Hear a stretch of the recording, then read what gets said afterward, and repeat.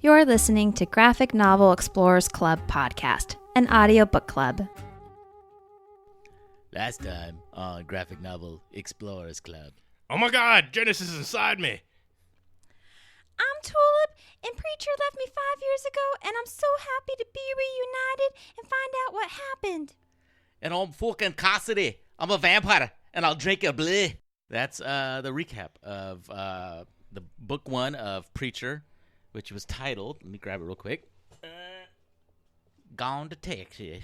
And if you plan on buying the books yourself, these are actually how the original volumes were released. They've since been condensed from 9 books, which is how we're doing it, to 6. And us being the people that you're listening to is, what's my dog barking? I'm Johnny, one of the co-hosts here. I'm Francis, another co-host. And I'm Dennis, and I'm just here. So in this episode, we're going to be covering the original trade, Volume 2 and Volume 1, which was titled Until the End of the World and Proud Americans. And Until the End of the World is a phrase that Jesse Custer, the preacher, likes to say to Tulip. You'll find out later on. Just to clarify, though, we're covering 2 and 3. Yeah, I'm sorry, 2 Okay. and 3. What did I say? 1? Yeah. You said 1 and 2. Oh, That's okay. No, it's not. It's I'm my not. job as a woman and a Catholic to point out mistakes. All the flaws. Yeah. Which is why this is going to be Catholic talk for the next hour. Yay! So let's jump into it. So Volume 2, Until the End of the World, starts off with Jesse and... I'm sorry, no it doesn't. It starts off with the title 1974, and these two hillbillies have got a man and a woman, and the man looks very similar to Jesse Custer with the bag over his head, and then the next thing you see is him getting shot through the head, point blank, in front of what turns out to be little Jesse Custer. And where we left the last volume, Cassidy was off to San Francisco, and Jesse and Tulip were on the road. Correct, yeah. For some reason, they decided to drive Yeah. or something. I don't remember. Because 5 years previously, they decided to take a road trip to California, and that's right. It got we'll cut find out short. in this episode, right, that It got cut short. they weren't able to. So I think this time they were going to finally take that road trip. Yeah. So then a quick cut to Jesse and Tulip being tied up, and he's flipping out and telling his what you will come to find out is his grandmother to you're a bitch from hell, and then Tulip and Jesse are on the road trip, and he or she decides, like, hey, I got to settle this this hit that I was supposed to do. How you were introduced to Tulip in Volume 1 was a hit that went wrong. She missed the person that she was supposed to kill, and got another guy in the face. Right, so basically we get the backstory of how his girlfriend, who he knew from robbing cars, ended up becoming a hit person. Yeah. And because she wants to know what the heck happened to him 5 years ago, so she had to tell her side of the story. So while they drive to Texas, very close to the Louisiana border, and as because they're going to go into the building where this guy that hired her to do the hit resides, the strip bar. While they're going in, you hear the voices of the two guys that had killed Jesse's dad 20 years prior say, "Oh my God, look, there's little Jesse," just like that. And they go in, shoot up. Jesse and Tulip go into the strip club to kind of settle the matter, and the two characters are. Give me a second. I'm gonna edit this out. What the hell are their names?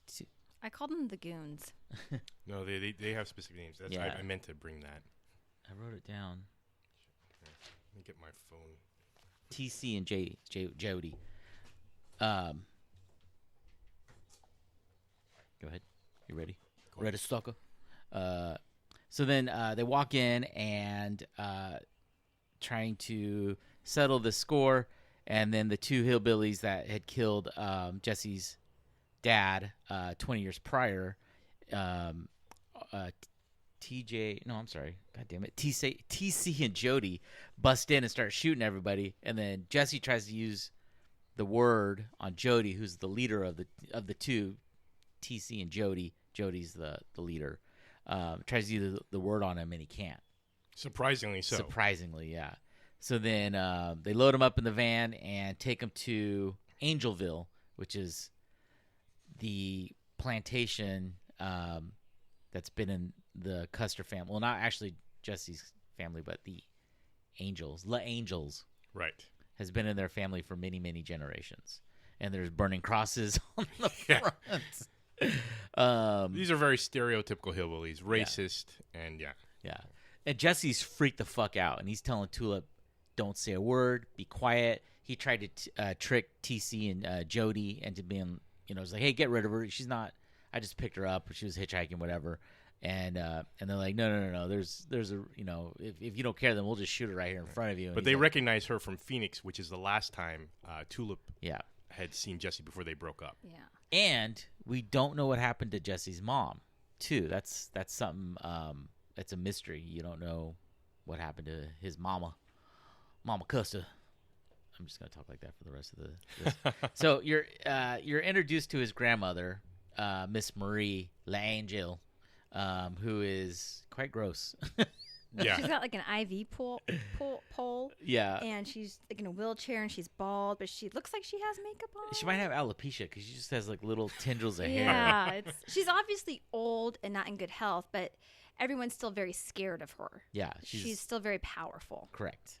And so basically they start beating up Jesse and they start really beating the shit out of Tulip. Well, because Tulip, she is like talking back and Jesse keeps telling her shut up. But obviously when a man tells a woman to shut up, that's not going to happen. So they knock her cold. They just put her out to make her be quiet. They Lesson pummel the learned. shit out of her. Yeah. Like she's pretty beat up.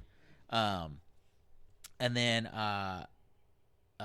it cuts back to you see how Jesse, John Custer, Jesse's dad, and his mom were introduced. She spit on his face. Like he was returning from Vietnam. Right. And she spit on his face, and because she was kind of It looked like she was on the run. correct. She From was the on the run family. from the Angelville. And he had just come back from Vietnam. She Yeah. had basically hitched a ride with some anti-war protesters and thought that's what she was supposed to do. But clearly there was some sort of chemistry between the two of them. Yeah. And they ended up hitting it off, kissing. And Almost like instantly falling in love. Right. Yeah. And then they ended up setting up life. I forget where. At a little bar, just Yeah. somewhere in Texas, I think. Right. And this part of the book, it jumps back and forth between Jesse's parents meeting, Jesse's the beginning of his life when things were a little happier, and and then to the current where Tulip and Jesse are tied up, and he's explaining, this is why I never talked about my upbringing and all the horrors that kind of happened to me and my family. I don't know why I'm laughing. It's pretty goddamn fucked up. Don't take the Lord's name in vain. Yes, Miss Marie. So it ends up that Jesse's mom's family, once again, TC and Jody, end up finding them at the bar and basically dragging them back to when Jesse's a little boy. when he's and his just parents a are boy, like alive. he's around Yeah. 6 or something like Yeah. that. And the family, or I should say the mom, the grandmother, Miss Marie, is basically trying to groom them to be a religious family. Well, she's grooming the son specifically Yeah. to be a preacher. Jesse. Jesse. She doesn't really care about the mother, but she's letting the mother stay because she feels like she was disrespectful for leaving her, and she's very indifferent, but she wants the boy. So they killed the dad because he fought back and won't let them tried go. to leave. They try escaping. Oh, that's right. They And all then come together. That's right. Mhm. And then, he did try escaping, and So John Custer, I cannot think of his mom's name, Mama Custer, and little Jesse they all flee, and they're fucking terrified. Like John Custer comes in the middle of the night, wakes him up, and is like, leave all your shit behind, like we're heading out, and they get caught very quickly, and that's when they kill the dad. And then you start to see his upbringing, and his best friend is so inbred that he only has one eye. Right. So surprisingly, I found the La Angels. That's how you pronounce their Yeah. last name. They're technically not inbred, but their neighbor is. Yeah. And his best friend's family is completely inbred to keep the bloodline, quote unquote, pure. And he has a one eye, like a cyclops, basically. And Yeah. he's destined to marry his sister. Yeah. Yeah. It's already Good times. The Fuck down to Cyclops, that. the Cyclops kid. So then, Jesse's probably like 10 or 11. He's got his best friend is a dog named Duke, and TC, Yeah. TC, the character who and Jody, they work for Miss Marie, the grandmother. TC has a proclivity for fucking anything. Animals. Yeah, dead animals, Fish. Yeah, gutting a fish and fucking it, chickens, and he. Oh no, I'm sorry. The dog goes up and pisses on Jody. Right. Or humps his leg. I forget. Something like that. Yeah, And then Jody basically nails the dog's head to a post. it kills him. So then little Jesse runs up with his best friend by his side, but the best friend doesn't do anything. Calls Jody a fucker, dirty motherfucker, and a fight ensues. yeah. Well, and then as weird as his family is, cursing is obviously a very bad thing. So the grandma wants to basically put him in the coffin, which you have no idea what that means. Yeah. The mom protests. I saying, think put him in the box. No, the No, coffin. coffin. Oh, was it They the did coffin? say the Okay. coffin. and Yeah. then the mom's like, no, you're not going to do that to my son, etc. The grandma basically realizes that she has no use. They've said it several times that Yeah. women have no use except for breeding. So the usefulness of the mom has been basically done as far as she's concerned. They drag the mom off to go get killed. Yep. And then drag little Jesse off into what is known as the coffin, which is a horrific It's It's- literally a coffin. Coffin, yeah. They put him inside it, and it has weights. And weights and an air and, hole. and tube for fresh air and the bad air to run out. And they lower it into the lagoon by their house, and it's airtight, sealed. Right, so no water goes in, but it also means that he just basically shits and vomits in there, and he's stuck in there for however long. And Several days. They said a month, I thought. No, And I that thought wasn't there's until no later. That's way. later. Oh, okay. That's so there's later. no way he's going to survive a month. it Yeah, starts like off like a week or few so. days, Yeah. and then it starts going up as he But gets older. Here's an important part, too. When he's in the coffin, that's when John Wayne starts talking to Yeah, him. correct. Yeah. Right. And that's the only thing that gets him through this really horrible time. So we may have mentioned it in the previous episode, but John Wayne just mysteriously pops up and talks to Jesse. We're not really entirely sure if it's just in his mind, if this is actual ghost. I don't know if it's his dad, because it appears after his dad has died, and he and his son bonded over watching John Wayne movies a lot. So I don't know if this is John Custer and Jesse Custer. right. Yeah. So I don't know if this is some sort of physical manifestation of the dad's ghost, or if it's just in his head Or- something to comfort him. Or a guardian angel. Right. Yeah, you're not really sure. So, getting back to the story, what happens next is now it jumps ahead to where They're Jesse's teens. probably like 15, 16, 17 years old, somewhere there. And his best friend with the one eye, Billy Bob, is sleeping in the barn, and TC comes in with a chicken and starts to fuck it. And Billy Bob knows that if he gets caught, he's going to get killed. Right. So he buries himself in the hay. Well, after TC gets done fucking a chicken, He decides to take a starts piss. pissing, and he pisses in his one eye, and TC winds up killing him, cuts his neck, and Jesse comes over and beats the shit out of TC, and then Jody was like, "Oh, I think you're ready for a real ass whooping," Right. and he beats the shit out of. And actually makes him say uncle after he snaps his, I think, elbow. Yeah, Right? yeah. Well, he breaks his like tibia fibia. Yeah.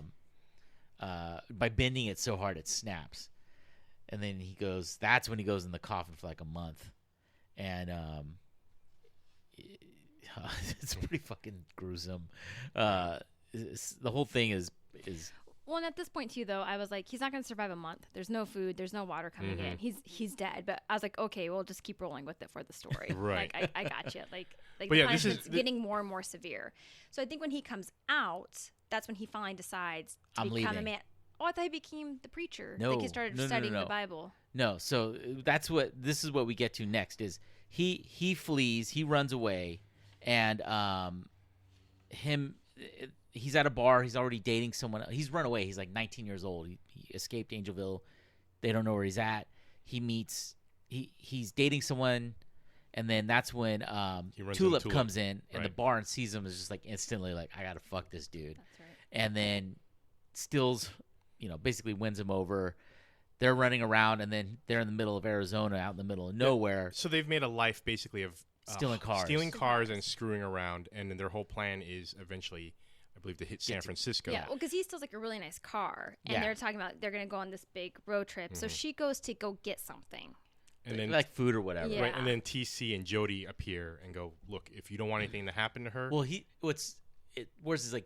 she gets up and leaves, and he closes his eyes, and he's just kind of like, I'm going to marry that woman. Right. I love her. Right, yeah. And when he opens his eyes, TC and Jody are sitting on either side of him, and they're like, come with us or we're going to kill her. Yeah, we're going to kill her. So then that's when you find out why he left without explaining anything. Yeah. And then actually that's when he's put in the box for a month.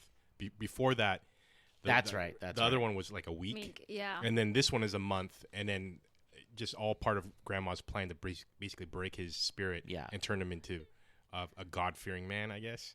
Or just bends to her will. Right. I don't even know necessarily God-fearing, but like will bend to her will. There's a point too when I think it's TC, like he's like, she's shown you more love than she's ever shown any of us, and you're so unloyal.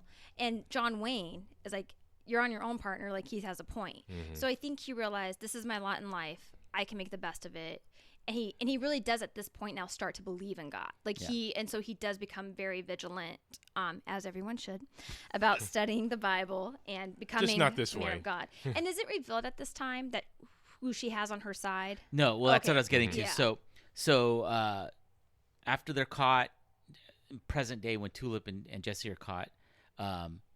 Basically, the grandma gave them one night together of happiness. After Tulip like called her a bitch or whatever, and Miss Marie's eyes like completely disgraced her. She tells her like, you're gonna die in the morning. Right. During this, while Tulip and Jesse are tied up, you see Miss Marie talking to somebody. You don't see their presence or anything like that. She's talking to someone, praying, and they start to commune with her. Well, it turns out it's God. She's been talking with God. Like, the family has a connection with God directly. Well, God's like staying there, Yeah. right? Like, God is, Right. yeah. So Like at the bed and breakfast. Right, and then plantation. it explains he basically gave them immunity to Jesse's word of God powers. Yeah. And so in the first volume, we did mention that God has quit, basically. He's somewhere on Earth, and Jesse's been looking for him. And lo and behold, he's always been on this plantation. He's been part of this family.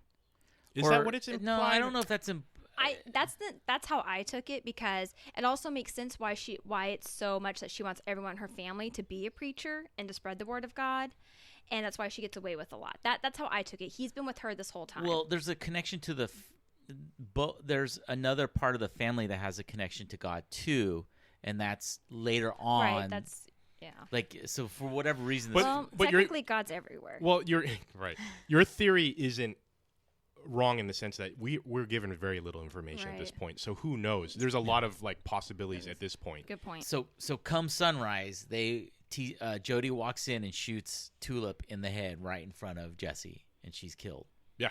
And that, and then Miss Marie says, like, take the body away. Not just away, but to my bedrooms as specified by God beforehand for some oddball reason. Yeah. Well, I don't think she tells them that, but she's just like, take the body away. Don't look around. Don't just put the body in there and leave. No matter what you hear, just leave. So shortly thereafter, God resurrects Tulip and basically is like, look at what a loving and benevolent God I am. I raised you from the dead. And he appears in stereotypical golden fashion, guy with flowing locks, that kind of thing. But Tulip's not having it. She's like, cut the bullshit. Like, why would you do this to me? Like, why would you, if because God is like, you need to tell Jesse to stop this hunt. Stop looking for me. For me, Yeah. Look at what a benevolent God I am and loving God. I just raised you from the dead. And she's like, well, why would you fucking do that in the first place? Why would you make me die? And he tells her, my plan is not of importance to you. Like, you don't need to know that. All you need to know is I saved you. I saved you. Tell Jesse he has his power now. He can take over this family. Tell him to take over the family and tell him to leave me alone. And I think that hits a very important theme that we can get into in a little bit. So he does. He immediately they wake him up the next morning. TC does, and we should paint a picture of TC. He's missing teeth. He's usually wearing it's very stereotypical. a wife beater. He's kind of bald with really long side hair, what hair he has remaining, and Jesse beats the shit out of TC, not knowing that Tulip is alive, but realizing for some odd reason that he has the power back because he basically told Jesse to point the gun somewhere else. Jesse told JC to point the gun somewhere else. Yeah, or TC. I'm sorry, and he shoots the gun up in the air. He walks out, and Jody's out there, and all of like the I don't know what are they employees? I don't know what they live off the plantation, or whatever. He tells them, "Burn, you fuckers," and they all ignite. So that's a new thing for me. So it's not so much just being able to control people's actions; it's to actually manifest flame. So that was because I thought maybe they ran into the crosses because they were burning, but apparently he has other powers that are beyond just basically puppeteering people. Well, we'll default to our theologian over here. Well, that actually comes up in Volume 3. We'll touch base on that. Okay. Yeah, because as he becomes more one with Genesis, he has all the power there of Genesis, but he can't cultivate it yet. So I think this is part of he's starting. He didn't realize that either, but he has the most powerful force in the world within him. So you could do that. That makes sense. Yeah. Well, and interestingly enough, though, so Jody ends up basically confronting the grandma, right? And tipping her over. Yes. Jody, Tulip. no. Tulip does. Tulip, that's what I meant. Yeah, Tulip picks up TC's shotgun and shoots him, and then confronts the grandmother while Jody, having caught on fire too, he runs and jumps like in the pig trough. Yeah, pig trough full of water, or like where the horse gets water, and puts himself out. And then him and Jesse get into it, and they beat the living shit out of each other. He gets his. I don't know if God rescinded the power again, but Jesse is not Jody's not affected by Jesse's power. Well, I think he is, but I think he's just such a big, strong Yeah, because he caught on fire. Yeah. Well, he did catch on fire, but he's a strong. I don't think he uses the power at first on him. Oh, I okay. think he wants to just beat him up. Like, Yeah. you're going to pay for everything you've done. Yeah, he doesn't use them on him once they start fighting. Okay. Because he Yeah. just beats him. But That goes back to the first book where he's like, I can't be, when he's talking to Cassidy, and he's like, I can't be too reliant on this power. I got to do this as me, not as. I agree with you. If I had that power and I hated somebody, I'd be like, die, and hope that they die. So. And Jody actually seems to admire Jesse once he's finally bested him. Yeah. Yeah. It's like, you've finally grown up. We've made you the tough guy that you should be and not a pussy. Yeah. And Jesse breaks Jody's back by just like stomping the shit out of it. And then that's when he's like, I'm proud of you, boy. Like, you finally became a man. And then Jesse chokes the life out of him. So does he choke the life out of him? I wasn't sure if he commanded him to die or if that was him. No, because it's in black. Okay. When he says fucking die, it's in black, Dennis, not you're red. wrong. We're telling you multiple times. You Right. are wrong, Dennis. All right. Yeah. His eyes aren't red. There's no demon power. At the same time, Tulip confronts Miss Marie, the grandmother, and the house is on fire. Right. Tips her over. Yeah, tips her over, and then she explodes. Tulip gets out of the house, and then because she's got all those oxygen tanks, Right. They go up, and she explodes. So the grandma explodes and actually gets rocketed out of the house. Yeah, and then I love this. Jesse sees her body flying, and I was like, "Burn, you fucking witch, burn!" Yeah. Oh, and this is a important part that we forgot. So Jody has Jesse's dad's lighter that says "fuck communism." right. fuck communism on it, and it's an old Zippo. But you don't know the significance of that at the moment. So he gets it out of his pocket, and then out comes Tulip, and Jesse's completely shocked. He's like, what's going on here? And Tulip tries to tell him, like, you're never going to believe. He's like, I don't care. I won't. So just. Right. So I think this is a good time on this section now, because it goes to like kind of another backstory. I think this is the problem that a lot of people have with religion in general is, one, if God is so loving and God is so powerful, why does he let people suffer? And why is there suffering in general? And another one I think is another big problem people have is God says, like, I brought you back to life. And she's like, well, what's your plan? He's like, you don't need to know my plan. And I think for a lot of people to have blind faith and to trust something you've never seen, and you're supposed to, because a lot of people, from myself in particular, when something is not going right, or I'm trying to like make something happen and it doesn't happen, I have to remind myself, God has a plan for me. Don't roll your eyes, Johnny, but I do. I'm like, God has a plan for me, and this is part of his plan.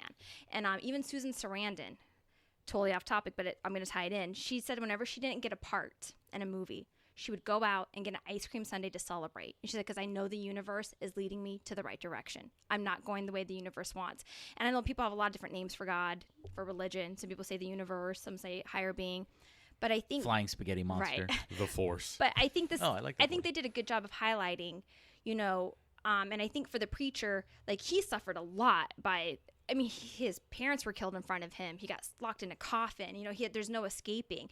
But going through this, it did make him the preacher, and Genesis selected him to embody that power. You know what I mean? So sometimes there is a reason. That wasn't God's plan, though.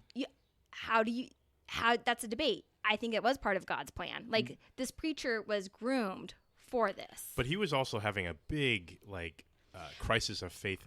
It explains how he was drunk before the events of the book, and he was drinking and self-medicating to basically. No, but once Genesis was created, that. Well, here's another thing, though. So we think God just quit, right? Mm-hmm. God's still doing work on Earth. Like, he brought back Tulip to life. He's still involved with other things. So I don't think. And I haven't read the series yet, but I don't think God's really quit. I think God is still working behind the scenes.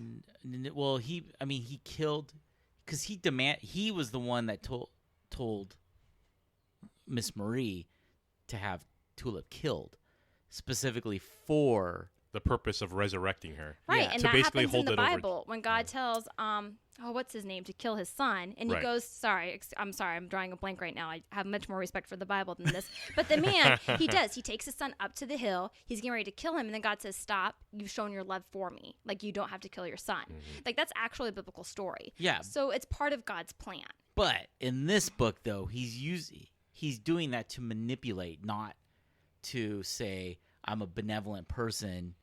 And no, he does say that. He says, I'm a benevolent and loving God when he brings her back. There's a reason why. But her argument, and I think Garth Ennis' argument, is, why would you do that? Right, so. Or why wouldn't you talk to Jesse directly as opposed to trying to manipulate him through me? Yeah. And again, that's the problem people have with religion. Mm-hmm. And again, it's part of God's plan. I think personally, the way that I read this is God knows Jesse has suffered so much. He's not going to take away the one good thing in his life. And I think it was to give her a message as well. Like, hey, I am still real. I'm still powerful. I can still make things happen. I'm letting you be happy. I'm giving you this happiness. You have to stop what you're doing. And I know, like, we could be here all day, so I won't do that because you're atheist and I'm not. But I'm saying in general, that's the problem I think people have with religion. I think he's doing a good job highlighting this in this book. Oh, no. I think Garth Ennis does a great job of, like, playing both sides of, like, okay, well, if you were omnipotent being, right, and if you were just the regular person, how you would see things differently. But his, I guess, through Jesse, through this story, is like, well, why, regardless of your plan, omnipotent being, like, why does everyone have to go through these hurdles and suffering if you can suddenly resurrect people? And Jesse's point in pursuing God to ask him this is, you have a responsibility to the creatures in your care, right, to be just and kind and loving to them. And in this story, God isn't. He's not just and caring and loving to the creatures in his care. And that does speak to some people's beliefs where God isn't going to be. He's not a wish maker, right? So Yeah. he's an omnipresent being that basically watches you, through life, but he's not actually granting you wishes and making happy things happen. But if you can do all these great things, why aren't you making it easier for people? Why do people have to suffer? So it speaks to a lot of crisis of faith that people go through. Yeah. No, but you bring up some great points. Like, you could see why he being God with a capital H, is showing Jesse through Tulip's death that look at the happiness I can grant you. Right. But Jesse's counter argument is that why would you do that in the first place? To show that you care about me. Why would you even make me and why go through suffer all that that pain? you're right. Yeah. Because he thinks that's it. When she dies, that's it. Mm-hmm. So now we get back on track. So we skip ahead, and now Tulip and Jesse are just banging each other raw, and we're introduced to Jesus DeSade. God, this whole arc. Yeah, it's pretty fucking brutal. Yeah, I mean, his part of this story is interesting to a degree. It also serves to set up more of the Grail organization. Yeah. That basically is much more key to the story. They're the other than God, I would say the Grail, which is this Agents of S.H.I.E.L.D. kind of. Yeah, they're like the what's the tentacle bad guy? Hydra. Hydra. They're like the Hydra, where they actually can make and break politicians. They set things in order. They are the omnipresent shadow organization that actually controls the world. And so you're introduced to Herr Starr, who is a bald German with a eye that's blind, but there's like a star. He looks like an agent of Hydra. Yeah, like a stereotypical. There's like a 5-point scar on his face where he's got 2 diagonal injuries going into the eye from the bottom up, 2 from the side, and then 1 from the top. And it's clear there's some unhappiness within the organization. When we're introduced to the organization, we're initially introduced by 2 lower agents, and they have a boss. They go pick up Herr Starr, and basically Herr Starr says, there's some traitors in the organization. Yeah, the 2 lower people who are actually have, the ones. Yeah, they're Featherstone and Hoover. Mm-hmm. And Hoover's a black man. Featherstone. I'm sorry. Hoover's the black man. Featherstone's a Caucasian woman, and then Herr Starr just basically blows away their boss's head. Yeah, and the boss though is directly reporting to the head of the Grail. Right. And it's revealed that there's this conspiracy within the Grail to overthrow the Grail. Right. It looks like Herr Starr basically is not happy with the direction the Grail's going. Maybe it's too corrupt. And you'll find out why. He has lost faith in the Grail. So Cassidy and Tulip and Jesse meet up again. Jesse and Cassidy go out and get wasted fucking drunk. Cassidy almost kills another man again in a bar fight, and Jesse tells him to stop, and Cassidy's like basically like, that's the last fucking time you say that to me. Like, stop doing that. Then you're introduced to the sexual. I don't understand their job. You know what they're the sexual detectives, and what they reminded me of, or I'm wondering if David O. Russell somehow like drew inspiration from these characters, was that movie he made with Marky Mark and Will Ferrell? No, Marky Mark and Jason Schwartz, where he's a Marky Mark is a fireman, and then he's unhappy, and he winds up hiring Lily Tomlin and I do not know this movie. And they're karma detectives, and they're out looking for his happiness. So what these guys do? Well, they're multi-purpose. Yeah, they're basically dirtbags, and they're both male prostitutes. It's implied on top of things. Yeah, and they have Jesus DeSade's cocaine that he wants for this big party that he's throwing, which happens to be held by one of Cassie's friends, as we learn. Yeah, the person holding the cocaine is Cassidy's ex-girlfriend who dies. She overdoses on some of this. Or is it heroin? I'm sorry, it's It heroin. might have been heroin. Yeah, she ODs on it. So Cassidy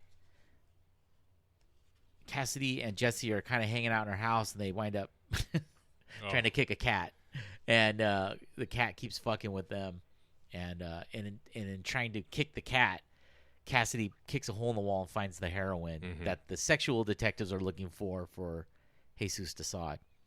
Yeah, then it veers off a little bit. So at this point, I thought, okay, maybe they're just a bunch of goons. But then the new Grail guy, what's his name? Hoover.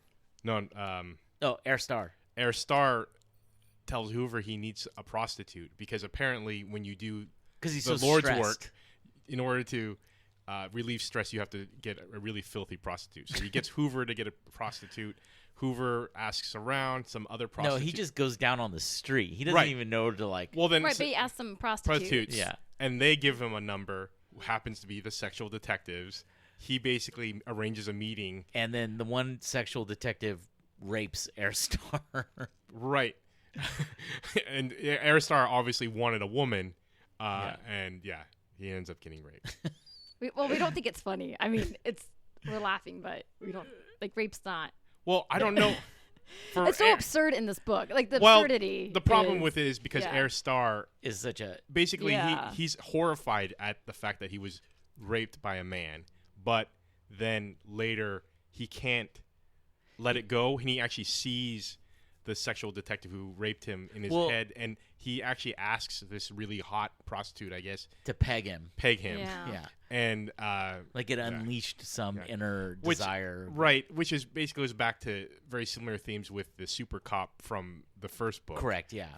Which is like you have this super macho, stereotypical guy could kill anyone with a snap of their fingers, and yet they have this secret sexual desire that they keep hidden to themselves. So things kind of come all together, and Jesse, Cassidy, and Tulip are going to the sex party. Go to this sex, cocaine, just like this den of inequity kind of. Because Cassidy wants to figure out the source of basically what killed his friend. Yeah. And then the sexual detectives get the heroin back from the house, and they're now there at the party, giving the heroin over to Jesus DeSade, and the Grail figures out that Jesse is going to be there too, and now Herr Starr wants Jesse to.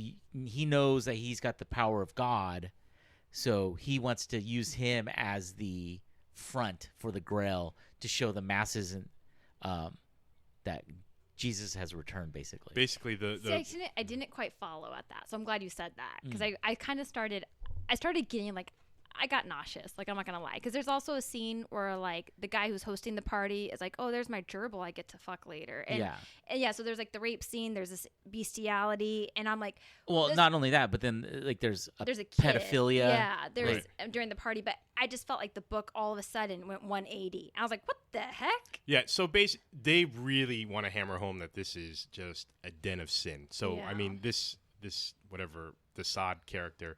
I mean, I think his butler brings him a turtle, or no, it's armadillo. The armadillo. Armadillo is like basically this is the only thing you haven't fucked. Yeah. And he parks a bike in a guy's ass. Right. It's just really bizarreness, and then it's implied that rich people, this is the only way they can really get off. Bruce Willis and Demi Moore at this party. Yeah, all sorts of rich and powerful people need this kind of release, and it's. And at first, when they crash the party, the DeSade doesn't think anything of Jesse being there. He's like, "Oh, a preacher, that's awesome." Yeah. And while looking for, I think, evidence or what have you, I think they stumble across basically a scene where some parents, or maybe they were about to film or had already filmed a pedophilia scene. They let their child be filmed for this thing, and then that's when Jesse loses it.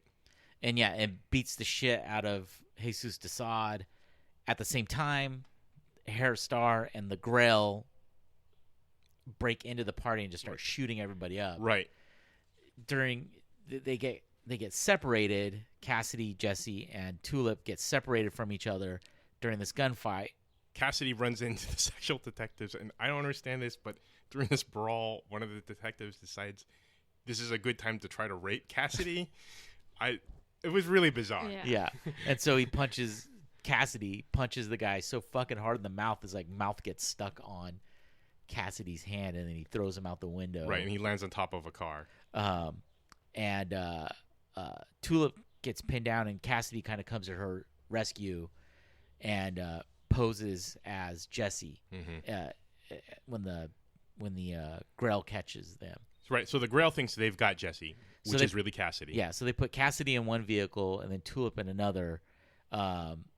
Jesse steals the car that one of the sexual detectives is on, wrecks the car, and stops the vehicle that had Tulip, rescues her, and gets Featherstone and Hoover. Takes them, kind of questions like, what the fuck's going on? What is this about? They reveal to him that in France there's the headquarters for the Grail, and that's where they're going to be taking Jesse, who they think is Cassidy, and then he reveals like, oh, you fucking idiots. Cassidy, who they think is Jesse. Yeah, sorry. And Jesse tells him like, oh, you got something way worse than me going over there with you. And they drive him away because they're going to interrogate Featherstone and Hoover, and while they're driving away, Featherstone jumps out of the vehicle.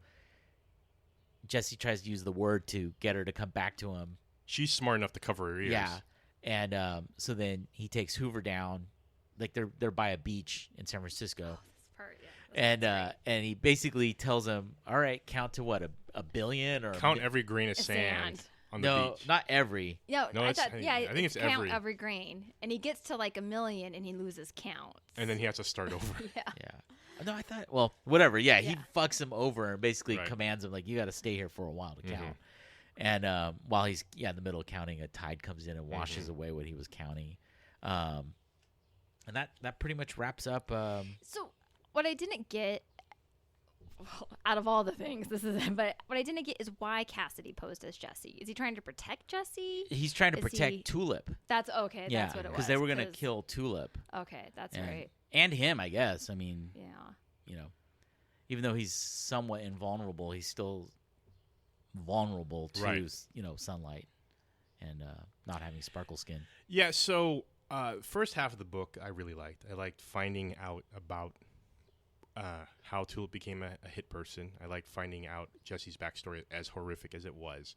The DeSade section, although it was interesting to get information about the Grail finally, much like Francis, I was kind of really sick to my stomach.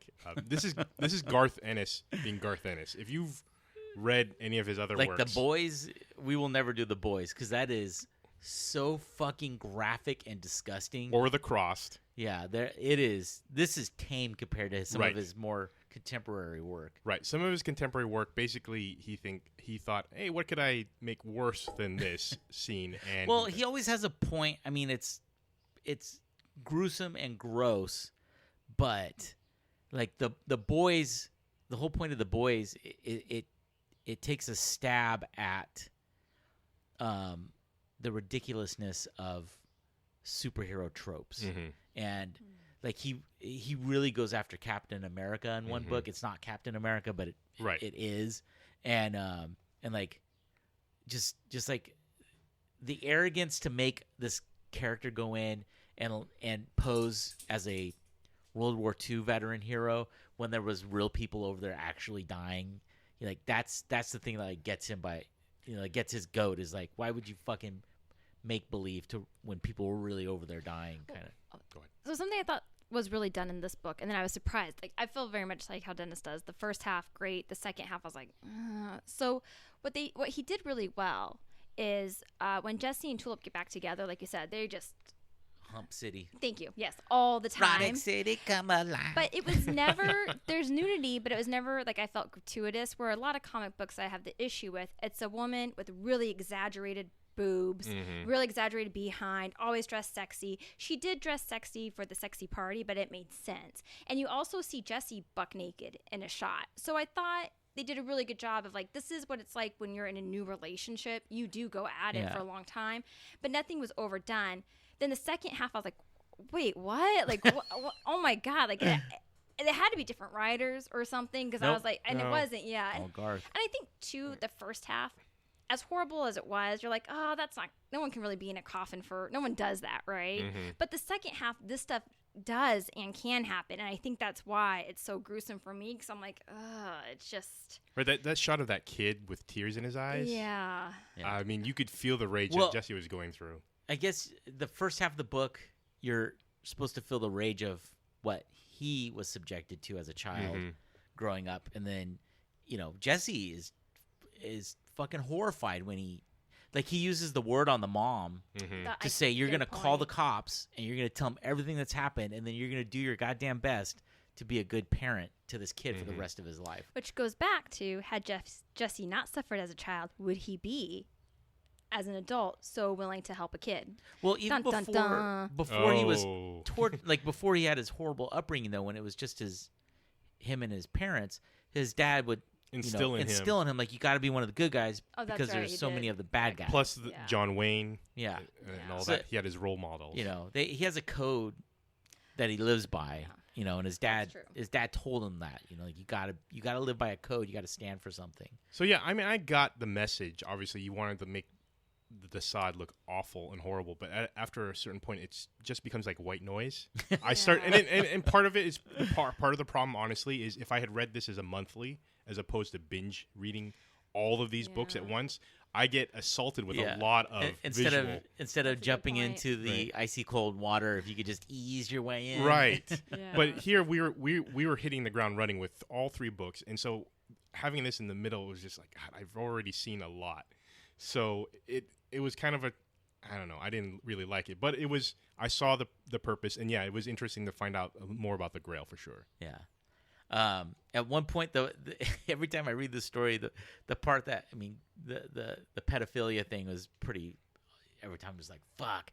But the part that always disgusts me, I was like, God, I always forget when I read it, is when DeSade walks around the corner at the party and his hands just covered it in chocolate chip. But the first, every time I'm like, oh my God, he's eating shit. He's just eating shit off his fist. And he's like, oh, it's mint chocolate chip. And I'm like, Is it really? Well, I don't know if that was. I thought he was just saying that. Yeah. But I don't think it was, given the nature of that I don't party.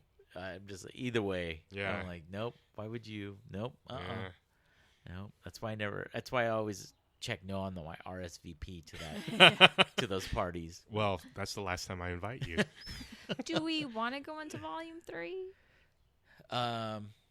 No, I think this is because we're already like at 40 minutes. We'll just I'll just say, like, we'll call it an audible.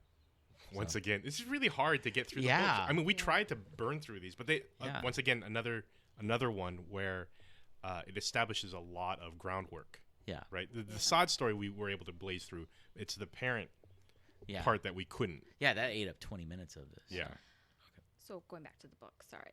So I think you hit up on a good point too, Dennis. I mass read these too. I've never read these before, and I'm reading them late at night, like right before bed, and it just left a really queasy feeling. And I think had it been more like the little throwaway one, and like not all at once, I could have handled it a little bit better. For sure. But I thought it did a good job. At the end, now that they have Cassidy, I did want to know what happens. Okay, like where are they taking Cassidy and what's going to happen to him? And I thought they did a good job in this volume of where they left it. Because I was tempted to not read it anymore. I was tempted to be like, and then when we get there, I took another turn away from that, and I was glad. For sure. Yeah. And yes, there is a baby crying in the background. It's you, Johnny. Don't lie. So at the introduction, we said we were going to try and cover 2 and 3. We ran a little long to cover 3. So next week's episode will be volume 3, Proud Americans. That's it. Maybe 4. I don't know. No. We'll determine as we. We're just going to keep calling audibles. Yeah. This is a spoiler alert. I skimmed through 3 because 2 was so horrific. And I was like, but as I skimmed through 3, I got the gist. And I was like, oh, this is actually good. Like it took a turn back. Mm-hmm. So I was actually kind of stopped as I was skimming and started reading again. Yeah. Well, thanks for listening. Folks, Francis, where can people follow you? They can follow me at Words and Waffles on Instagram. You can follow Graphic Novel Explorers Club on Twitter at GN Explorers Club. Our email is gnexplorersclub@gmail.com. We're found on Facebook as well. And if you can subscribe to us on iTunes and Stitcher, we'd appreciate it. And leave a review, too, if you would, please. Por favor. I'm doing a lot of voices today. I don't know what's going on. That Cassidy bit at the front end just really inspired you. Yeah, it just unleashed the all of the voices I can do, which is 2. That might be the next episode. We just do a radio drama. Yeah, we'll do a radio drama of this. So, where can people find you? Oh yeah, that's right. I can be found at on Twitter at Serious Talk Twit, and my other podcast, Serious Talk Seriously, just started its 4th and final season. So go check that out if you want. stspodcast.com. That's it, folks. Thank you for listening. Thank you. Say, oh my God, Genesis is inside me, like that. All right, I'll try it. Let me try. Oh my God, Genesis is inside me. That's perfect. Yeah, there we go.